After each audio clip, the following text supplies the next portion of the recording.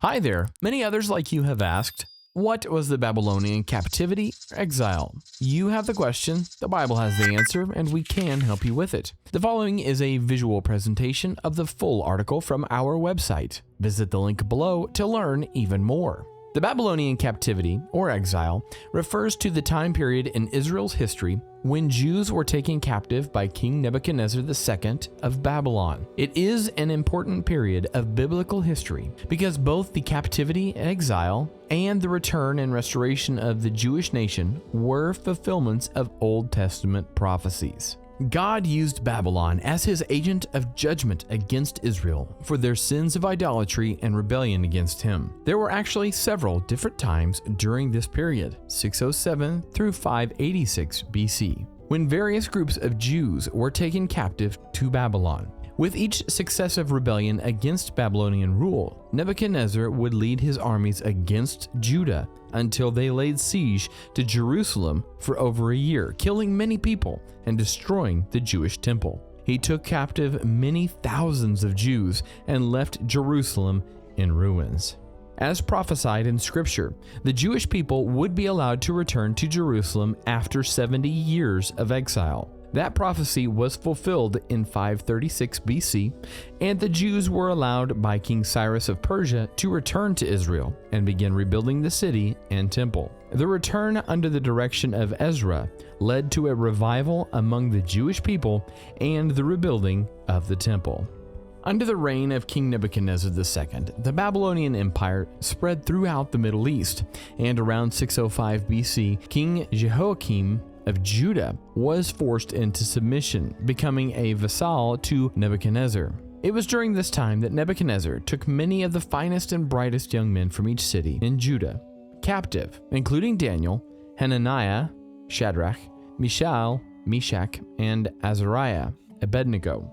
After 3 years of serving Nebuchadnezzar, Jehoiakim of Judah rebelled against Babylonian rule and once again turned to Egypt for support. After sending his army to deal with Judah's revolt, Nebuchadnezzar himself left Babylon in 598 BC to deal with the problem. Arriving in Jerusalem around March of 597 BC, Nebuchadnezzar laid siege to Jerusalem, taking control of the area, looting it, and taking captive with him Jehoiakim's son, Jehoiachin, his family, and almost all of the population of Judah, leaving only the poorest people of the land.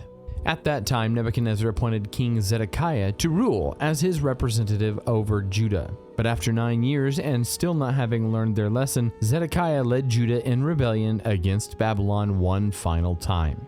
Influenced by false prophets and ignoring Jeremiah's warnings, Zedekiah decided to join a coalition that was being formed by Edom, Moab, Ammon, and Phoenicia in rebellion against Nebuchadnezzar. This resulted in Nebuchadnezzar again laying siege to Jerusalem. Jerusalem fell in July 587 or 586 BC, and Zedekiah was taken captive to Babylon after seeing his sons killed before him and then having his eyes plucked out. At this time, Jerusalem was laid to waste, the temple destroyed, and all the houses burned. The majority of the Jewish people were taken captive. But again, Nebuchadnezzar left a remnant of poor people to serve as farmers and vine dressers. The books of 2nd Chronicles and 2nd Kings deal with much of the time leading up to the falls of both the northern kingdom and Judah. They also cover the destruction of Jerusalem by Nebuchadnezzar and the beginning of the Babylonian captivity. Jeremiah was one of the prophets during the time leading up to the fall of Jerusalem and the exile, and Ezekiel and Daniel were written while the Jews were in exile.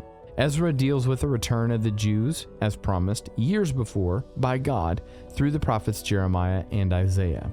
The book of Nehemiah also covers the return and rebuilding of Jerusalem after the exile was over. The Babylonian captivity had one very significant impact on the nation of Israel when it returned to the land.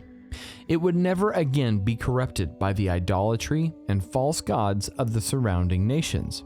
A revival among Jews took place after the return of the Jews to Israel and the rebuilding of the temple. We see those accounts in Ezra and Nehemiah, as the nation would once again return to the God who had delivered them from their enemies. Just as God had promised through the prophet Jeremiah, God judged the Babylonians for their sins, and the Babylonian Empire fell to the armies of Persia in 539 BC, once again proving God's promises to be true. Now, in conclusion, the 70-year period of the Babylonian captivity is an important part of Israel's history, and Christians should be familiar with it. Like many other Old Testament events, this historical account demonstrates God's faithfulness to his people, his judgment of sin, and the surety of his promises. All right, that answers your question, what was the Babylonian captivity, exile? Thank you for watching. The link to this full article is in the description below. If you'd prefer to stay on YouTube, here's a recent upload and a curated option to choose from. Now don't be afraid to keep asking questions like this.